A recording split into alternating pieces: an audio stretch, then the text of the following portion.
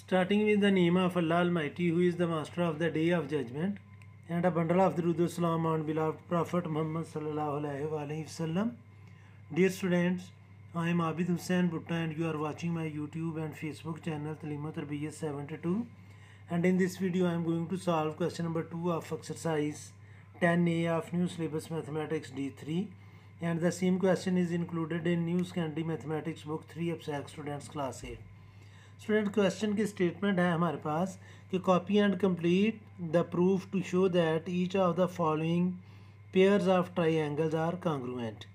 तो स्टूडेंट्स हमने इस ट्राइंगल को और इस ट्राइंगल को कंपेयर करना है और प्रूफ करना है कि ये दोनों कॉन्ग्रुएंट हों, और फिर नीचे हमने इसको कंप्लीट भी करना है। तो स्टूडेंट्स हम जो वर्टेक्स ए है उसको हमने कंपेयर करना है किसके साथ, ये बताना है हमने। फिर बी को किसके साथ कंपेयर करेंगे तो वो कॉन्ग्रुएंट होगी, तो ये भी हमने पहले साबित करना है। और फिर स्टूडेंट्स सी जो वर्टेक्स है उसको भी हमने प्रूफ करना है। और उसके बाद मेजरमेंट ए बी जो है वो किसकी इक्वल होगी, और फिर मेजरमेंट बी सी जो है वो किसकी इक्वल होगी, और फिर मेजरमेंट ए सी जो है वो किसकी इक्वल होगी, ये सारा हमने प्रूफ करना है। अब देखें बच्चों, आप फर्स्ट ट्रायंगल में ये जो फर्स्ट ट्रायंगल है ये देखें, ये वर्टेक्स ए है तो इसकी अपोजिट साइड क्या है 8। तो अब इधर आप देखें कि किस वर्टेक्स की अपोजिट साइड जो है वो 8 है। तो ए की अपोजिट साइड 8 है, तो इधर पी की अपोजिट साइड 8 है।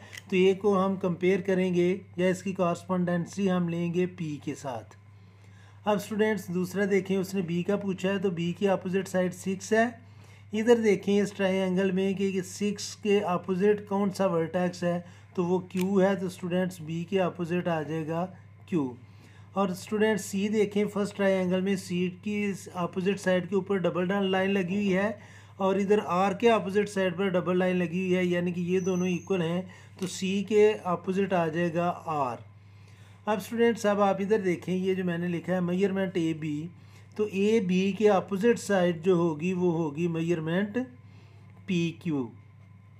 और ये हमें गिवन है कि ए बी जो है और पी क्यू ये दोनों क्या हैं, इक्वल। ऑलरेडी उसने ये डबल लाइन लगाकर बताया हुआ है।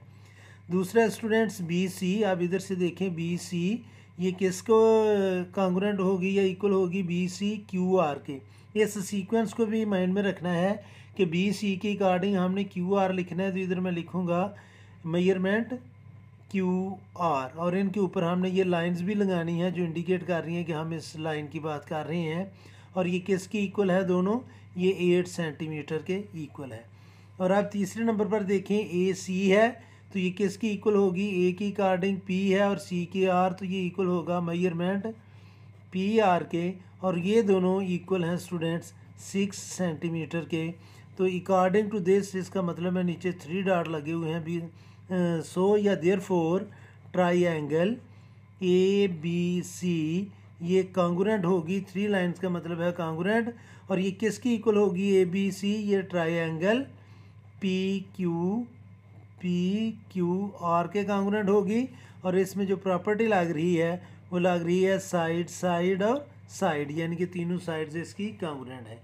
तो ये था students question number 2 of exercise 10A का।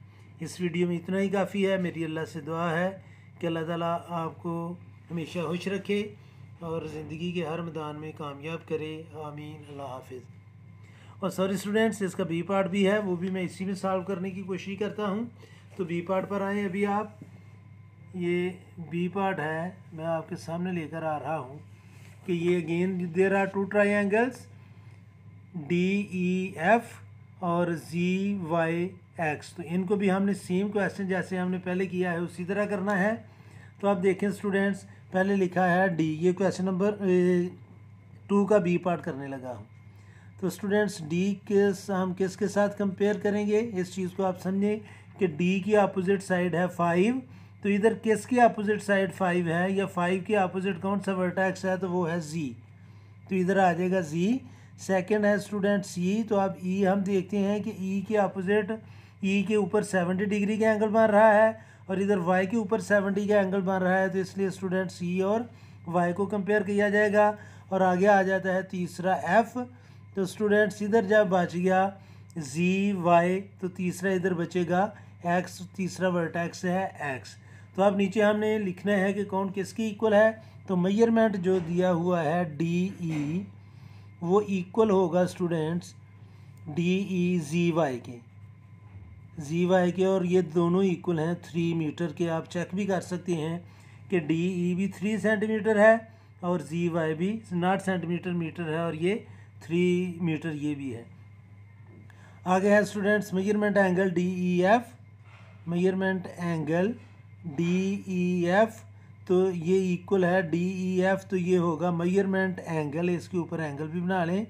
मेजरमेंट एंगल डी के अपोजिट साइड है जी और ई के वाई और आगे एक्स, तो इसके ऊपर हम एंगल बनाते हैं और ये इक्वल है 70 डिग्री के, ये ऑलरेडी गिवन है।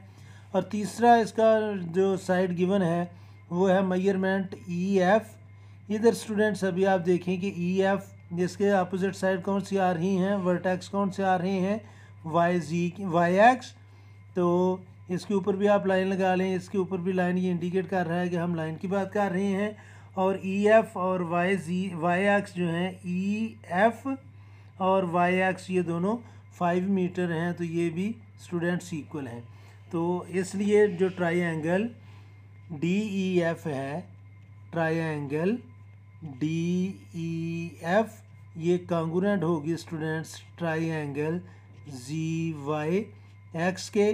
और इसमें जो प्रॉपर्टी यूज़ हो रही है वो यूज़ हो रही है साइड एंगल साइड, यानी कि साइड एंगल साइड, दो साइड्स और उनके सेंटर वाला एंगल, दूसरी ट्राइएंगल के 2 साइड्स और सेंटर वाले एंगल के कांगुरेंट है, तो ये दोनों ट्राइएंगल्स कांगुरेंट होंगी। तो अब ये स्टूडेंट्स क्वेश्चन कंप्लीट हुआ है। तो मेरी अल्लाह से दुआ है कि अल्लाह ताला हमेशा आपको खुश रखे और ज़िंदगी के हर मैदान में कामयाब करे। आमीन। अल्लाह हाफिज़।